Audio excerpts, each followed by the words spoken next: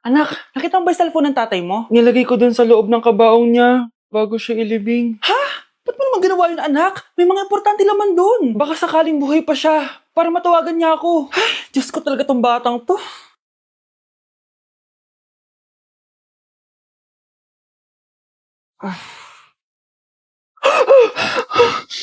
Matawag si tatay.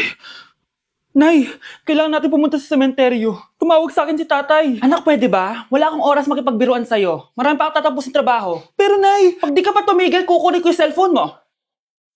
tay, sumagot ka. Alam kong buhay ka. Sa lahat ng pwede kong makita, ikaw pa talaga. Jessica, tinatawagan ko lang tatay ko. Nababaliw ko na talaga, no? Patay na tatay mo, di ba? Baliw. Hindi, buhay siya. Ito tandaan mo. Kapag hindi ka pa tumigil sa kabaliwan mo, susunod ka na sa tatay mo. Sinabihan akong baliw ni Jessica tapos sinaktan niya ako. Totoo naman, di ba? Nabuhay ka. Anak, nabalitaan mo na ba? Ha? Ang alin, nay? Patay na si Jessica. Natagpuan siyang walang buhay dyan sa may ilog. Ano? Ay, Diyos ko, kawawang bata. Tay, sumagot ka na please. Ikaw! Ikaw ang pumatay sa anak ko! Ano? Eh, siya nga to ng away sa akin eh. Ikaw ang huli niyang kasama. Tandaan mo to. Isusunod kita sa tatay mo. Tay, hindi ko na alam gagawin ko. Sinisisi ako ng nanay ni Jessica sa pagkamatay ng anak niya. Natatakot ako. Anak, yung nanay ni Cheska. Oh, Bakit, Nay? pinatay daw. Binitin sa may puno. Ano? Nakakatakot na dito sa barangay natin, anak. Sinong pumapatay sa kanila? Nay, may tao. Sino po sila? Magandang araw po. Ako po si Detective Jason. Ako ang may hawak sa investigation case sa pagkamatay ni Cheska at ng kanyang nanay. Bakit kayo nandito? Dahil dito.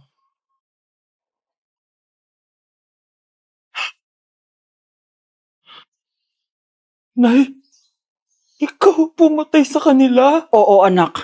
Narinig ko lahat ng mga sumbong mo sa tatay mo. Cellphone ni tatay. Pinangako ko sa tatay mo bago siya mamatay na poprotektahan kita kahit makapatay man ako ng tao.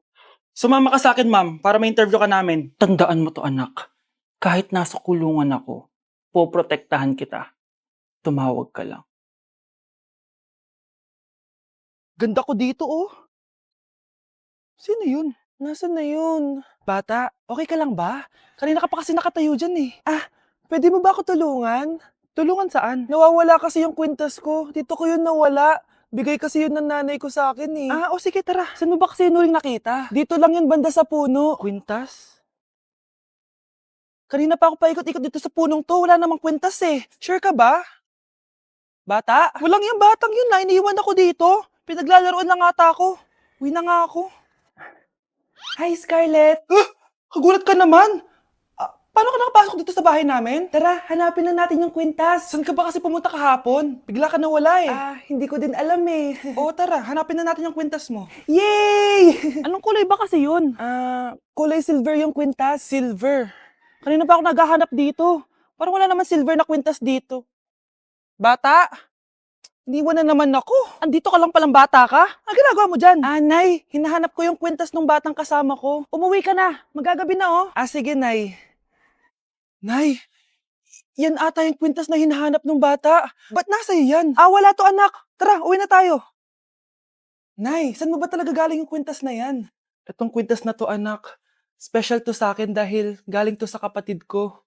Kaso, namatay siya nung 9 years old siya. So, yung bata kanina, siya yung tita ko na namatay? Oo, anak. Siya lang ang may favorite sa akin. Mga magulang namin. Ayaw sa akin. Kaya sobrang mahal ko yun, anak. Ang lungkot naman pala, Nay. Sobrang sakit lang. Sorry. Tama na yun, Nay.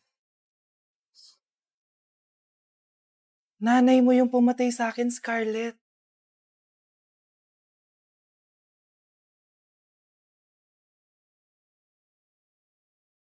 Nay, ang taas ng grades ko, oh.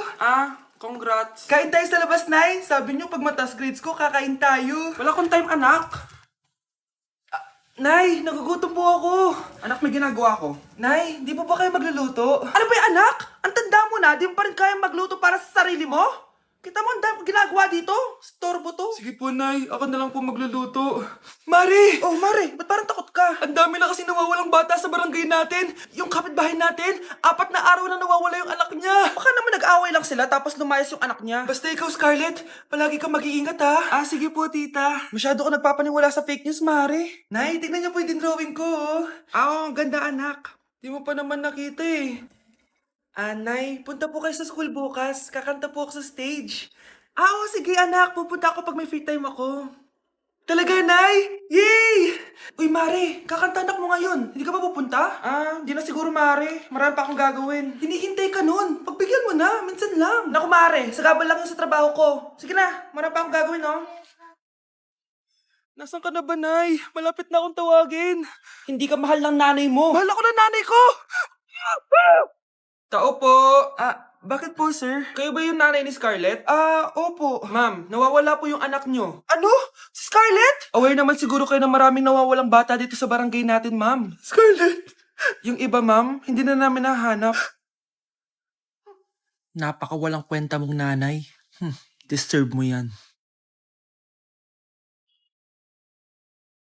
OMG! Grabe yung baha, oh! For sure, marami naman nakurakot si Dad. Paldo!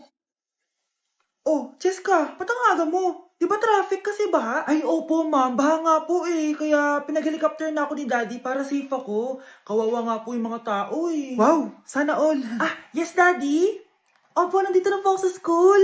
Yung baon kong 1 million ha, send mo na. Ha? 1 million yung baon niya? No! Binasa mo yung Chanel bag ko! Sorry, Cheska. Alam mo ba kung magkano to, ha? 600,000 to! Mas mahal pa to sa bahay nyo! Napakamahal naman yan. Whatever. Papabili na lang ulit ako. Salamat ka, mabait ako. Nahiya naman tong 300 peso na bag ko. Be, tara sa kantin. Nag-crave ako ng siomay tsaka ng kwek-kwek. Tara. Pwede bang sa Wolfgang na lang tayo mag-lunch? Hindi kasi ako sanay sa mumurahing pagkain. Be, anong kala mo sa akin? Anak ng CEO? Ano ba yan? Hindi ba kayo binibigyan ng allowance ng daddy nyo? Ako na nga lang. Hindi ka naman ganyan dati. Okay, class. Si Cheska na ang bago nating treasurer. Ma'am, wag si Cheska. Kukurakutin niya lang yung class funds natin. Parang tatay niya. Flood control, ayaw. Gastos, gusto. Kaya mayaman si Cheska kasi korap ang pamilya niya. Ang laki ng tax na binabayaran ko. Sa Disney Princess pala natin napupunta lahat. Habang kami, binabaha na dito. Ikaw pa helicopter lang. Wow, napaka-lavish mo naman. Tsaka, pera muna ako nito Chanel bag mo May ambag din ako dito, no? Hindi kami titigil hanggat walang nakukulong. Deserve yung magdusa. Ano ba naman yan? Bahay ba to? Junk shop? Ang kalat! Hoy, ikaw! Maginis ka nga! Huwag ka puro cellphone dyan! Sige po, Nay. Ay, natapos din. Nay, tapos na po ako. Oh, hindi ka pa tapos? Nakikita mo to? Hugasan mo mga plato dito. Meron na naman. Sige po, Nay. Oh, pagkatapos mo dyan, magpunas ka Nay, sandali lang. Ang dami niyong utos. Nagreklamo ka. Gusto mo kunin ko cellphone mo? Sabi ko nga na, maglilinis na ako. Oh, pagkatapos mo dyan, ilabas mo yung mga basura doon. Bilisan mo. Marami pa akong utos sa'yo. Meron na naman. Titigil ka din sa kakautos mo, Nay. A few moments later. Yan! Nakiga ka na naman! Tumayo ka nga! May utos ako sa'yo. Nay, masama po yung pakiramdam ko. May sakit ka? O sige, ako na lang maglilinis. Magpahinga ka dyan, ha? Sige po, Nay. Yes, gumana din yung plano ko. Makakapaglaro na ako! Ay, may nakalimutan ako sa taas. Sa wakas wala na nag-uutos sa akin. Akala mo may isahan mo ko, ha? 1 hour later. Anak! Oh, bilisan niyo! Anak, binalan kita ng merienda. Oh, kumain ka na. Salamat po, Nay. Anak, binalan din kita neto. Para saan po yan, Nay? Pangampas sa'yo. Punyeta ka, niloloko mo ko. Sakit-sakitan. Akin ang cellphone mo. At dahil dyan, ikaw maglilinis ng buong bahay. Tama na! Sawang-sawa na ako sa mga utos mo. Aba, sumasagot ka pa ha? Humanda ka sa akin. Honey, happy birthday. A day in my life as...